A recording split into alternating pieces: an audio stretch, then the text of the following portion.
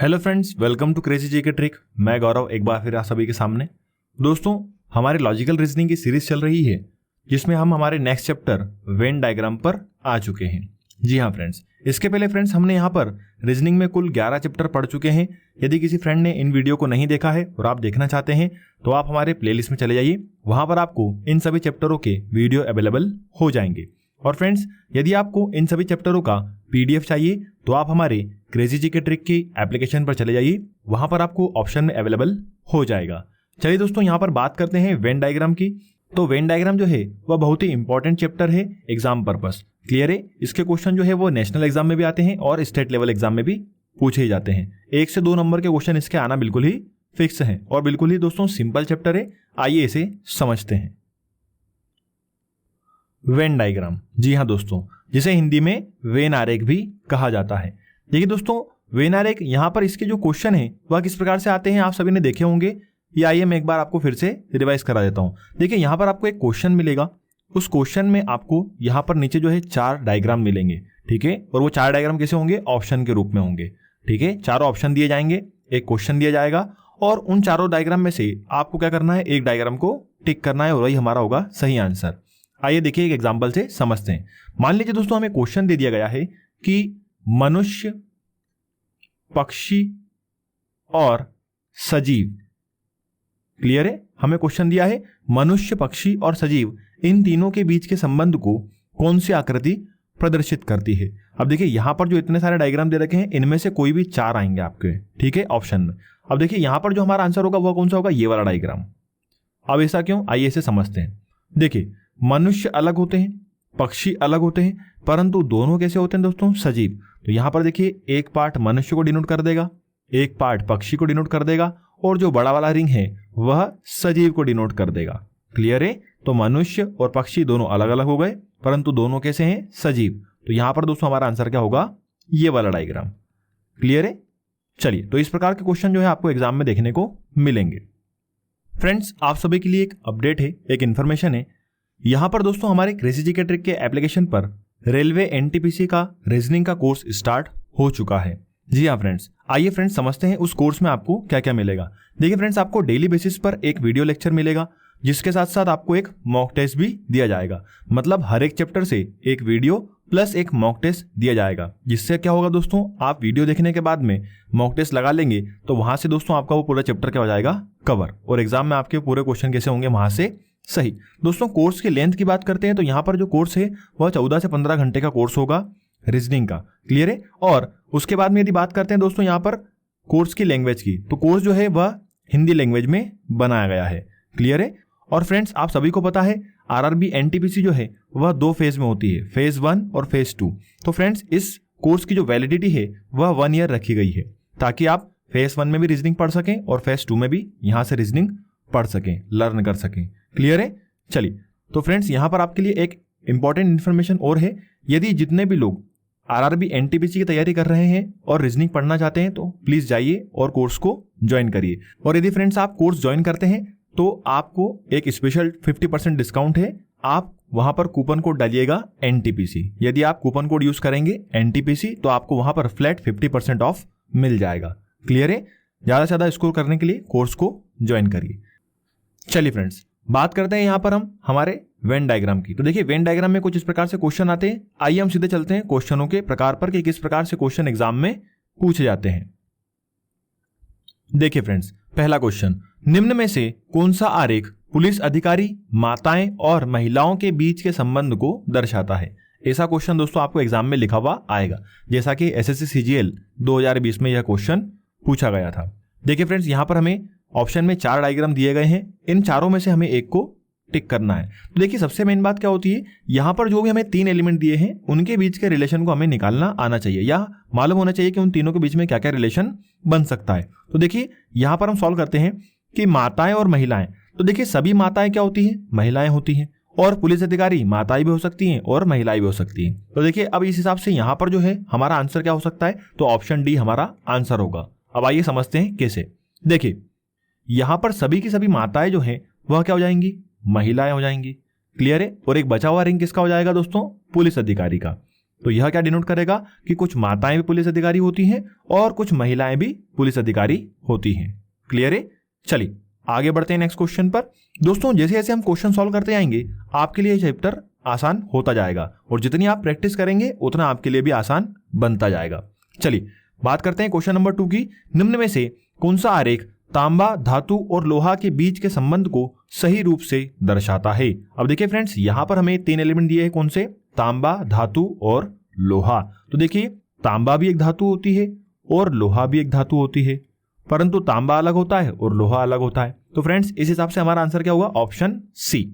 Clear है? यहां पर एक पार्ट में आ जाएगा तांबा, दूसरे पार्ट में यहां पर आ जाएगा लोहा और बड़ा वाला रिंग दोस्तों किसका हो जाएगा? धातु का, कि ये दोनों ही क्या है? धातु है, परंतु कैसी? अलग अलग। क्लियर है? तो option C is right answer. चलिए आगे बढ़ते हैं। देखिए फ्रेंड्स नेक्स्ट क्वेश्चन है, निम्न में से कौन सा आरेख फूल, तना और जड़ के बीच के संबंध को दर्शाता है? तो फ्रेंड्स यहां पर हमारे पास 3 एलिमेंट कौन से हैं? फूल, तना और जड़। तो देखिए ये तीनों पार्ट किसके होते हैं? पौधे के। परंतु यहां पर क्वेश्चन में पौधा दिया है क्या? नहीं। क्या क्या दिया है? फूल, तना और जड़। तो देखिए दोस्तों तीनों कैसे हो गए? अलग अलग। तो यहां पर हमारा आंसर क्या होगा? ऑप्शन सी। क्लियर है? चलिए आगे बढ़ते हैं। निम्न में से कौन सा आरेख फाइबर, कपास और जूट के बीच के संबंध को सही रूप से दर्शाता है? तो देखिए दोस्तों कपास अलग होता है, जूट अलग होता है, परंतु दोनों कैसे हैं? फाइबर की कैटेगरी में आते हैं, मतलब रेशे की कैटेगरी में आते हैं। दोस्तों यहां पर हमारा आंसर क्या होगा? ऑप्शन सी। क्लियर है ना सभी को? एक पार्ट में जाएगा कपास, ठीक है, दूसरे पार्ट में जाएगा जूट और जो बड़ा वाला रिंग है वह किसका हो जाएगा दोस्तों? फाइबर का। क्लियर है? चलिए आगे बढ़ते हैं। निम्न में से कौन सा आरेख पुरुष, चिकित्सक और गायक के बीच के संबंध को दर्शाता है? देखिए पुरुष, चिकित्सक और गायक, यहां पर 3 एलिमेंट दिए हैं, ठीक है। देखिए कुछ पुरुष चिकित्सक होते हैं, कुछ पुरुष गायक होते हैं, कुछ चिकित्सक पुरुष होते हैं, कुछ चिकित्सक गायक होते हैं, कुछ गायक चिकित्सक होते हैं और कुछ गायक पुरुष होते हैं। तो तीनों एक दूसरे से कुछ से रिलेट कर रहे हैं। तो फ्रेंड्स यहां पर हमारा आंसर क्या होगा? Option D. क्लियर है? तीनों रिंग में एक एक पार्ट आ जाएंगे, मतलब यहां पर पुरुष, किसी को भी रख सकते हैं फ्रेंड्स, यहां पर पुरुष, यहां पर चिकित्सक और यहां पर क्या हो जाएगा? गायक। ठीक है, चलिए आगे बढ़ते हैं। नेक्स्ट क्वेश्चन है, निम्न में से कौन सा आरेख तारा, सूर्य और बुध के बीच के संबंध को सही रूप से दर्शाता है? तो देखिए फ्रेंड्स, सूर्य जो है वह एक प्रकार का तारा है, सभी को पता है, और बुध क्या है दोस्तों? ग्रह। तो देखिए दोस्तों ये दोनों जो है वह एक कैटेगरी में जाएंगे और बुध जो है वह ग्रह अलग हो जाएगा। तो आइए यहां पर दोस्तों आंसर क्या होगा हमारा? Option D. आप कैसे? देख लीजिए, यहां पर जो सूर्य है वह मिड वाले पार्ट में जाएगा, बड़ा वाला रिंग किसका हो जाएगा दोस्तों? तारा का, क्योंकि सूर्य क्या है? एक प्रकार का तारा, और बुध क्या हो जाएगा दोस्तों? अलग, क्योंकि वह क्या है? ग्रह। क्लियर है? चलिए आगे बढ़ते हैं। निम्न में से कौन सा आरेख बोतल, बिल्ली और पुस्तक के बीच के संबंध को दर्शाता है? देखिए यहां पर दोस्तों 3 एलिमेंट दिए हैं, बोतल, बिल्ली और पुस्तक। तीनों के बीच में दोस्तों कोई भी रिलेशन नहीं बन रहा, तो यहां पर देखिए दोस्तों तीनों अलग अलग हो जाएंगे। तो यहां पर दोस्तों हमारा आंसर क्या होगा? ऑप्शन सी। क्लियर है? चलिए आगे बढ़ते हैं नेक्स्ट क्वेश्चन पर। निम्न में से कौन सा आरेख बहन, आंट और अंकल के बीच के संबंध को सही रूप से दर्शाता है? देखिए बहन, आंट और अंकल, तो यहां पर ध्यान दीजिए दोस्तों, कुछ बहनें आंट होती हैं, कुछ आंट बहनें होती हैं, और अंकल कैसे हो जाएंगे? अलग। तो यहां पर दोस्तों हमारा आंसर क्या होगा? Option D. क्लियर है? मतलब यहां पर आप बहन को रख दीजिए, यहां पर आंट को रख दीजिए और यहां पर कौन हो जाएंगे?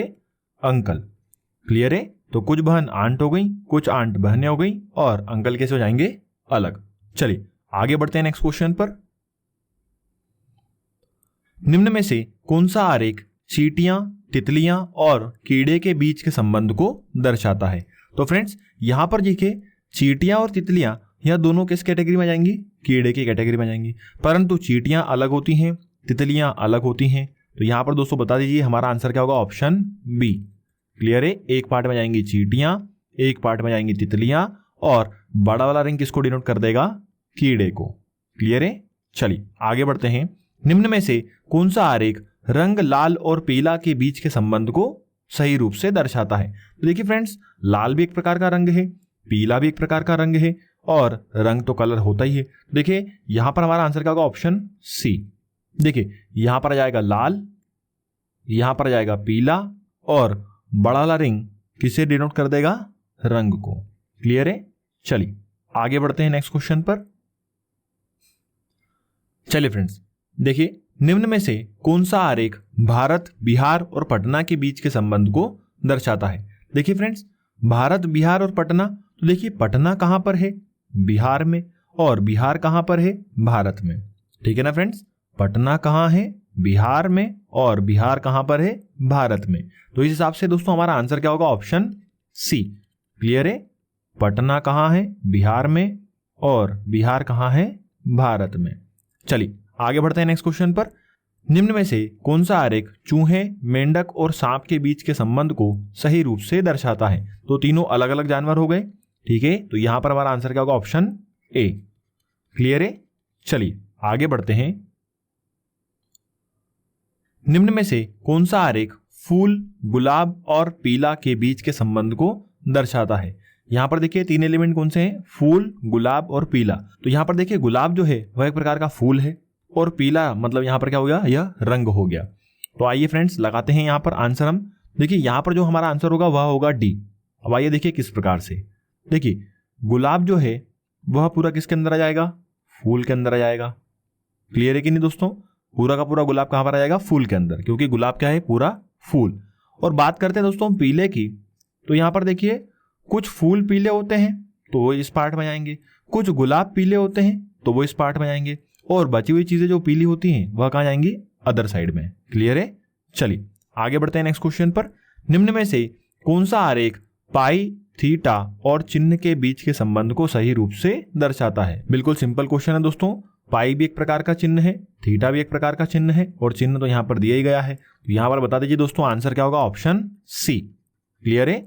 मतलब यहां पर आ जाएगा पाई, यहां पर आ जाएगा थीटा, और बड़ा वाला रिंग किसको बताएगा? चिन्ह को बताएगा। क्लियर है? चलिए आगे बढ़ते हैं। देखिए फ्रेंड्स, निम्न में से कौन सा आरेख हृदय, शरीर और घर के बीच के संबंध को दर्शाता है? तो देखिए हृदय, शरीर और घर, तो हृदय कहां पर होता है दोस्तों? शरीर में। ठीक है, तो ये दोनों सेम कैटेगरी के हो गए, और घर कैसा हो जाएगा? अलग। तो आइए इसे बना लेते हैं। यहां पर दोस्तों हमारा आंसर क्या होगा? Option A. क्लियर है ना सभी को? देखिए हृदय जो है वह किस में जाएगा? शरीर के अंदर आ जाएगा, और घर कहां हो जाएगा? एक अलग पार्ट में। क्लियर है? तो यहां पर दोस्तों आंसर क्या होगा? Option A. आगे बढ़ते हैं। निम्न में से कौन सा आरेख इंजीनियर, स्नातक और पुरुष के बीच के संबंध को सही रूप से दर्शाता है? तो देखिए इंजीनियर, स्नातक और पुरुष। अब देखिए यहां पर इसमें आंसर क्या हो सकता है दोस्तों? ए हो सकता है, बी हो सकता है, सी हो सकता है, या फिर डी हो सकता है। तो देखिए यहां पर हम पहले रिलेशन निकालते हैं। देखिए इंजीनियर स्नातक होते हैं, तो कुछ इंजीनियर स्नातक होंगे, क्योंकि कुछ तो क्या है? रनिंग चल रहा होगा ना उनका, फर्स्ट ईयर सेकेंड ईयर, तो उनको स्नातक नहीं बोल सकते, मतलब ग्रेजुएट नहीं बोल सकते।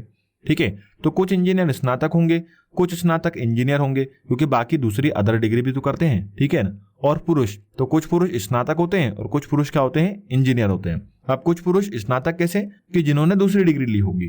क्लियर है? तो इस हिसाब से दोस्तों हमारा आंसर यहां पर क्या बन सकता है? Option B. क्लियर है? यहां पर लिख दीजिए इंजीनियर, यहां पर लिख दीजिए स्नातक, और यहां पर लिख दीजिए पुरुष। क्लियर है? तो देखिए यहां पर क्या रिलेशन बन जाएगा? कुछ इंजीनियर स्नातक है, कुछ इंजीनियर पुरुष है, कुछ पुरुष इंजीनियर है, कुछ पुरुष स्नातक है, कुछ स्नातक इंजीनियर है, और कुछ स्नातक पुरुष है। क्लियर है? चलिए आगे बढ़ते हैं। निम्न में से कौन सा आरेख भोजन, मसूर की दाल और दालें के बीच के संबंध को दर्शाता है? मतलब यहां पर दाल भी दी गई है, स्पेशली मसूर की दाल का नाम भी दिया गया है, और भोजन का नाम भी दिया गया है। क्वेश्चन पढ़ के ही भूख लगाइए। चलिए पढ़ते हैं यहां पर भोजन, मसूर की दाल और दालें। तो देखिए यहां पर बात करते हैं मसूर की दाल, तो वह किस कैटेगरी में आएगी दोस्तों? दालों की कैटेगरी में जाएगी। और ये दोनों किस कैटेगरी में जाएंगे दोस्तों? भोजन की कैटेगरी में जाएंगे। ठीक है, तो यहां पर दोस्तों हमारा आंसर क्या होगा? ऑप्शन सी। क्लियर है? यहां पर बीच में जाएगी मसूर की दाल, उसके ऊपर आ जाएंगी दालें, क्योंकि मसूर की दाल किस में आती है? दालें में, और जो दाल होती हैं वह क्या होती हैं? भोजन। ठीक है, तो यहां पर हमारा आंसर क्या होगा? Option C. चलिए आगे देखिए। निम्न में से कौन सा आरेख महिलाएं, वकील और बेटे के बीच के संबंध को सही रूप से दर्शाता है? तो फ्रेंड्स यहां पर देखिए हमारे पास जो तीन एलिमेंट है उनमें हम पहले रिलेशन निकाल लेते हैं, फिर आंसर हमारा लगाना बिल्कुल ही कैसा हो जाएगा? आसान। तो देखिए महिलाएं, वकील और बेटे, तो फ्रेंड्स कुछ महिलाएं भी वकील होती हैं और कुछ बेटे भी क्या होते हैं? वकील होते हैं। क्लियर है? तो यहां पर दोस्तों हमारा आंसर क्या होगा? Option A. किस प्रकार से? बीच में हम रख देंगे वकील को, लेफ्ट हैंड साइड में रख दीजिए महिलाओं को और राइट हैंड साइड में रख दीजिए बेटों को। क्लियर है? चलिए, तो यहां पर देखिए कुछ महिलाएं वकील हो गई, कुछ बेटे वकील हो गए, या बोल सकते हैं कुछ वकील बेटे हो गए और कुछ वकील क्या हो गई? महिलाएं। चलिए आगे बढ़ते हैं। निम्न में से कौन सा आरेख पुरुष खिलाड़ी और पिता के बीच के संबंध को दर्शाता है? तो फ्रेंड्स देखिए, पुरुष, खिलाड़ी और पिता, तो यहां से सीधे सीधे से मालूम पड़ रहा है कि सभी के सभी पिता क्या होते हैं? पुरुष, और खिलाड़ी पुरुष भी हो सकता है और पिता भी हो सकता है। क्लियर है? तो यहां से दोस्तों हमारा आंसर क्या होगा? Option D. किस प्रकार से? आइए समझते हैं। देखिए, सभी के सभी जो पिता हैं वह क्या हो जाएंगे? पुरुष, और एक बचा हुआ जो रिंग है वह किसे चला जाएगा दोस्तों? खिलाड़ियों को।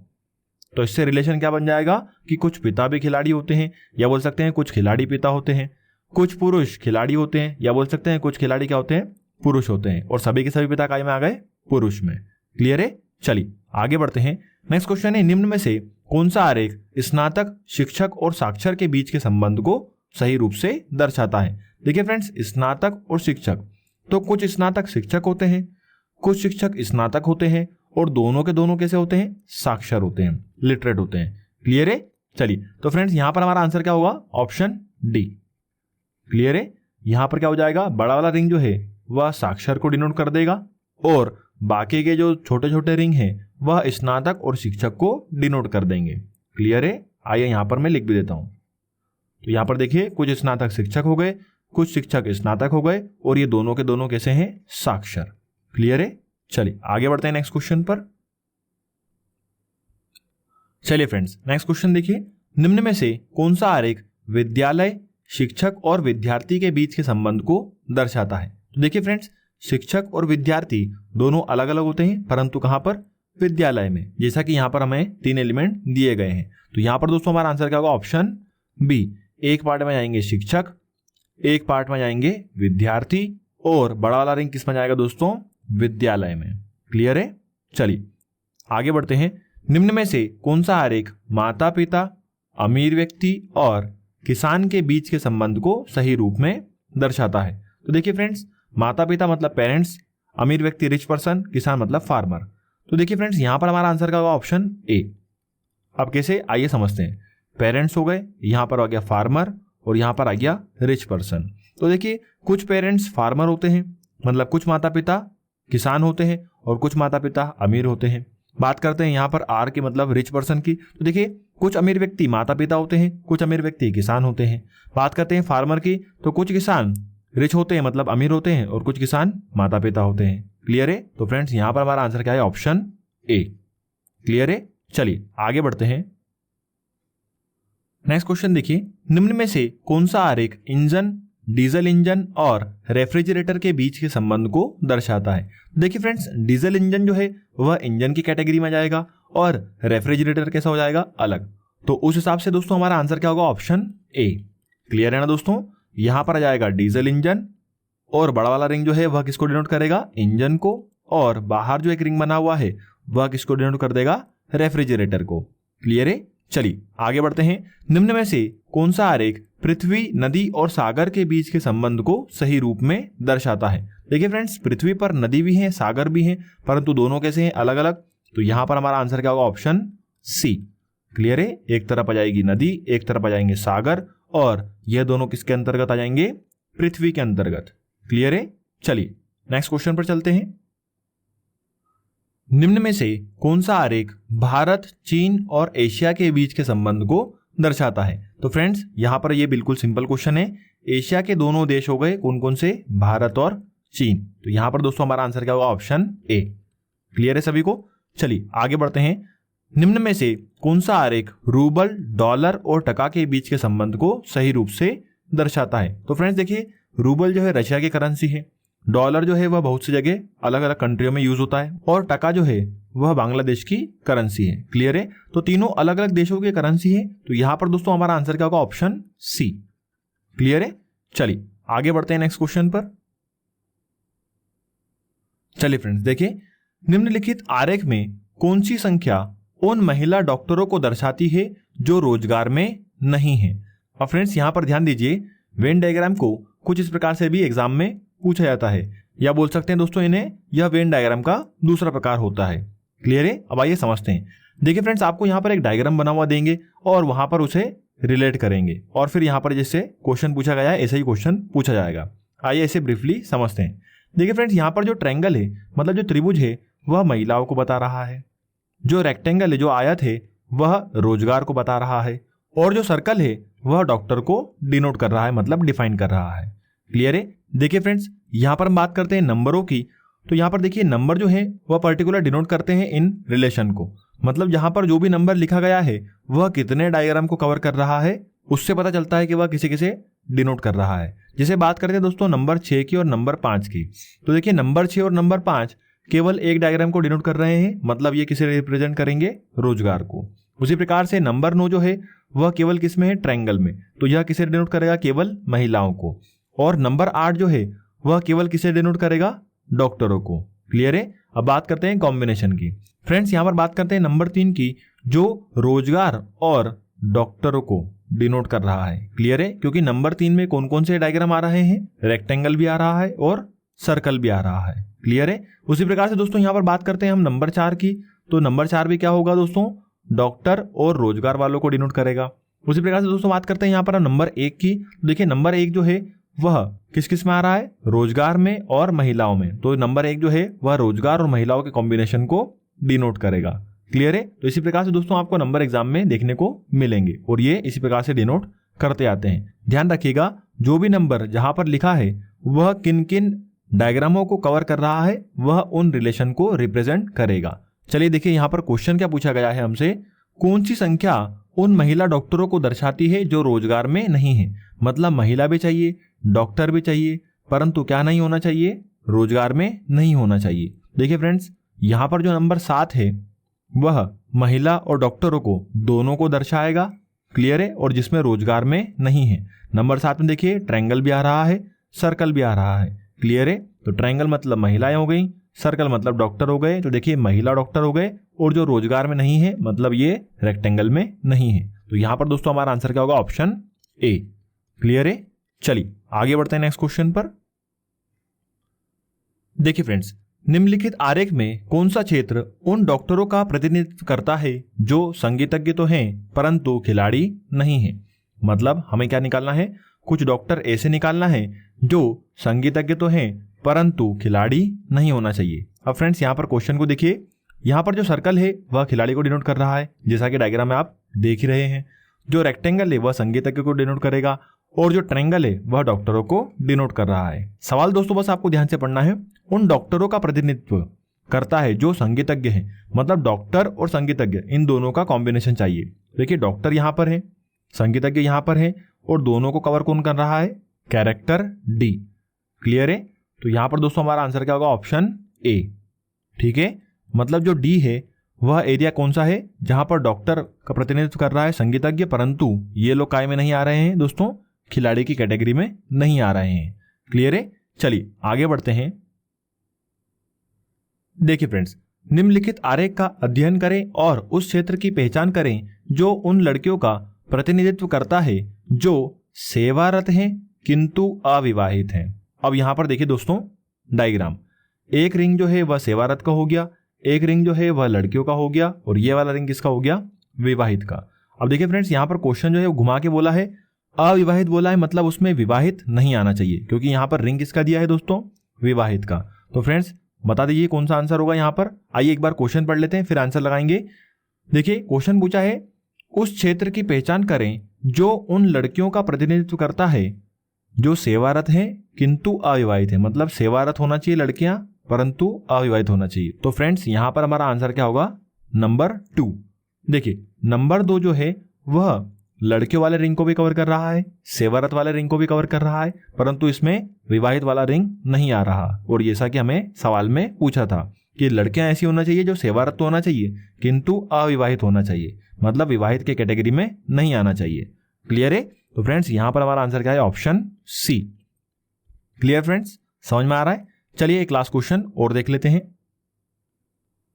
देखिए फ्रेंड्स, निम्नलिखित आरेख का अध्ययन करें और ज्ञात करें कितने विवाहित लोग इंजीनियर नहीं है। फ्रेंड्स क्वेश्चन को ध्यान से पढ़ना बहुत जरूरी है। अब फ्रेंड्स यहाँ पर देखिए हमसे क्वेश्चन में संख्या पूछी है कि कितने विवाहित लोग इंजीनियर नहीं हैं, है ना। यहाँ पर हमें संख्या ज्ञात करना है। तो देखिए फ्रेंड्स यहाँ पर सर्कल जो है वह मैनेजर को डिफाइन कर रहा है, जो ट्रायंगल जो है वह विवाहित को डिफाइन कर रहा है, और जो हमारा रेक्टेंगल है वह इंजीनियर को डिफाइन कर रहा है।